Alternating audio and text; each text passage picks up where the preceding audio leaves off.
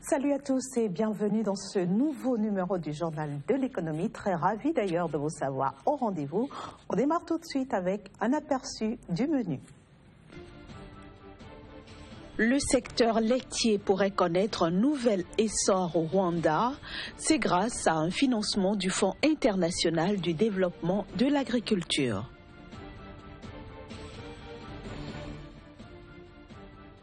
Plus de 60% des PME et PMI disparaissent avant leur premier anniversaire au Sénégal. C'est ce qui ressort d'une étude réalisée dans le pays.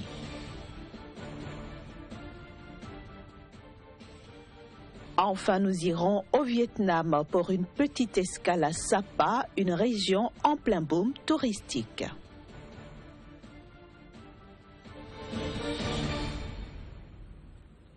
Première destination donc, le Rwanda qui a signé avec le Fonds international de développement de l'agriculture un accord visant à booster son secteur laitier. 65,1 millions de dollars devraient être injectés dans le projet.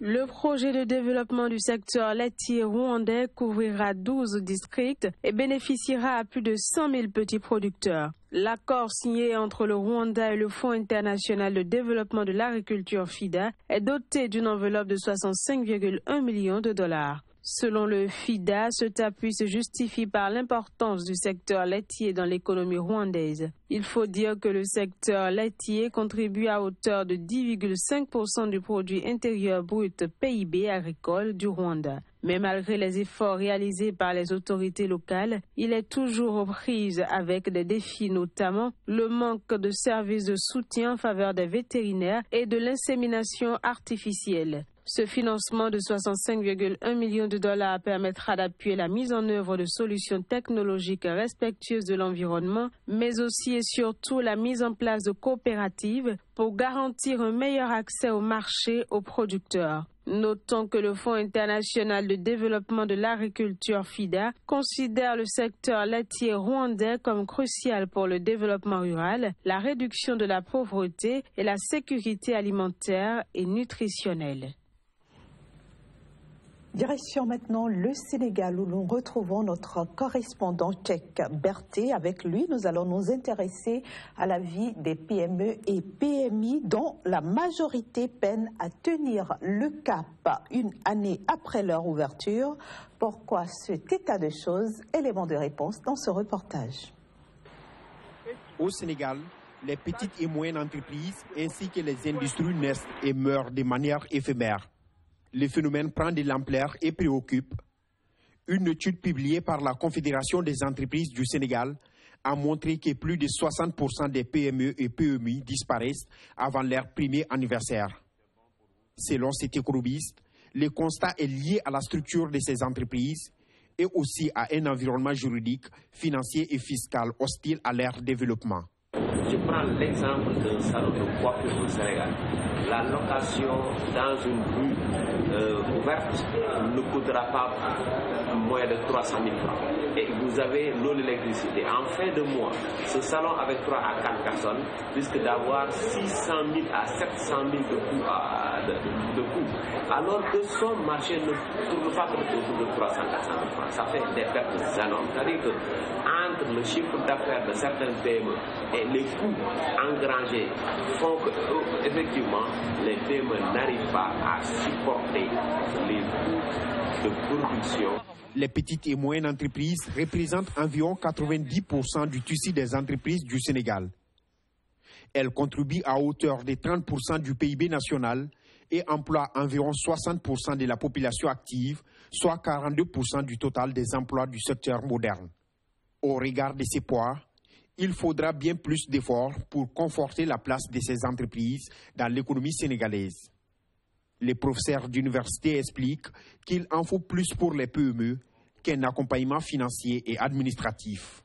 Pour les mettre dans un environnement acceptable, donner en fait quelques faveurs fiscales, pourquoi pas, et en tout cas tout ce qui peut accompagner une petite entreprise naissante, surtout qui crée aussi de l'emploi pour qu'on ait en fait un environnement viable. Au Sénégal, On compte quelques 7000 PME, PMI formelles et près de 250 000 inscrites au numéro d'identification nationale des entreprises et des associations NINEA.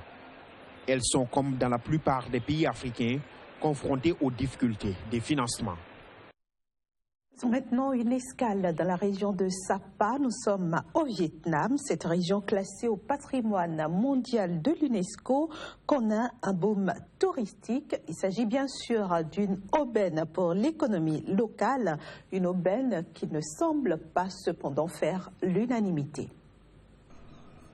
On les surnomme les Alpes tonkinoises. Ces montagnes autour de la petite ville de Sapa, dans le nord du Vietnam, sont réputées pour leurs rizières en terrasse. La région connaît un boom touristique depuis l'ouverture d'une autoroute il y a 18 mois qui la relie à Hanoï, la capitale. Aujourd'hui, Sapa attire 700 000 touristes par an.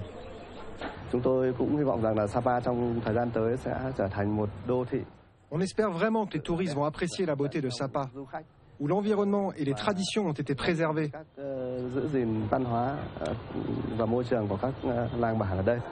Préservés jusqu'à un certain point. La construction de l'un des plus longs téléphériques du monde en début d'année a par exemple déjà transformé ce paysage idyllique. Pour $30, les visiteurs peuvent grimper en 20 minutes au sommet du mont Phan Xipan, ce qui gâche un peu le plaisir des randonneurs. Pour nous, c'est pratique, mais on est des touristes. Si je vivais ici et que j'y avais grandi, je n'apprécierais pas.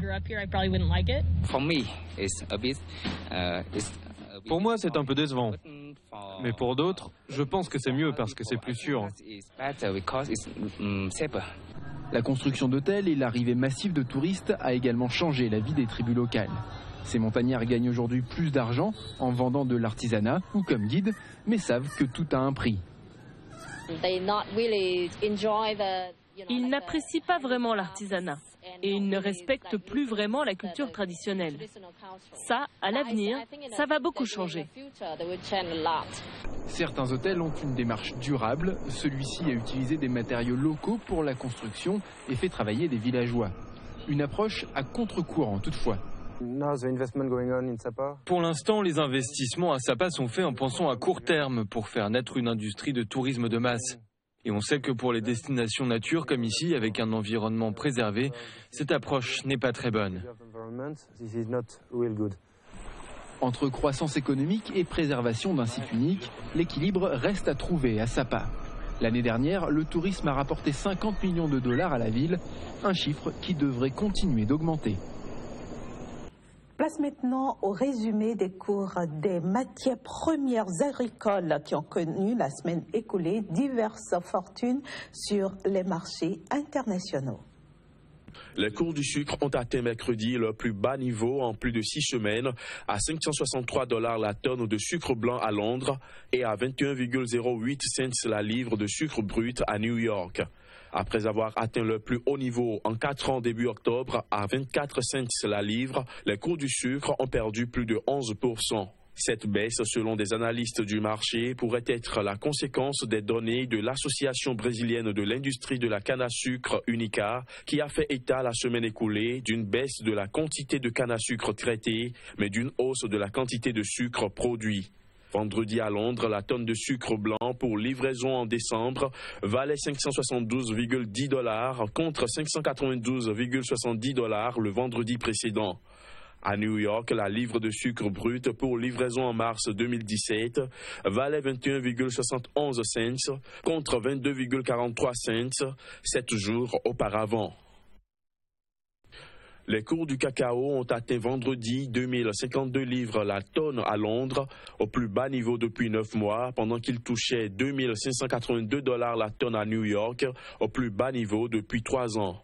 Cette chute pourrait être expliquée par la météo qui est bonne en Afrique de l'Ouest et la production qui devrait être plus soutenue l'année prochaine que cette année. En particulier, la production de la Côte d'Ivoire, le premier producteur de cacao au monde, est attendue en hausse sur la saison qui s'entame.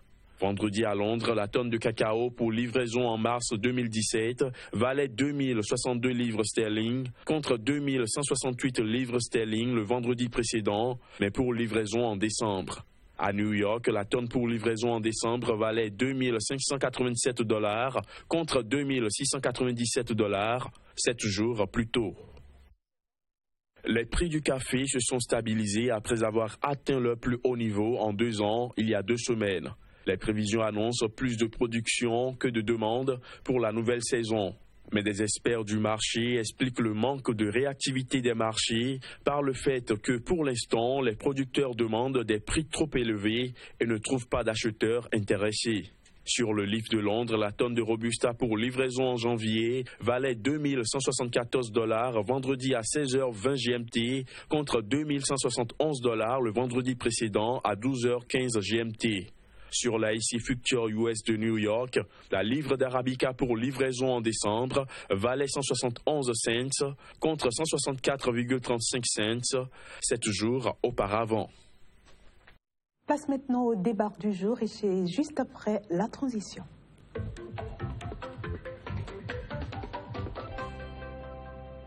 Bonjour Casimir et bienvenue. Merci, bonjour Inès. Aujourd'hui, nous parlons du Nigeria, le Nigeria qui ambitionne de devenir le meilleur producteur de fruits et légumes de la sous-région ouest africaine. Bien sûr, Inès, après la situation très peu confortable depuis 2015 à propos de la chute du brut du pétrole, ce pays est en train de comprendre et reprend progressivement une autre forme d'économie, à savoir pouvoir aujourd'hui nourrir le Nigeria à travers l'agriculture. Et à cet effet, les produits horticoles, notamment les fruits et légumes, représentent un poids énorme au niveau de la balance commerciale et le pays d'ici 2 ans pourrait produire davantage pour ces 200 millions d'habitants, voire même exporter l'excédent en termes de production, et c'est évalué aujourd'hui à 911 milliards de naira, soit environ 3 milliards de dollars,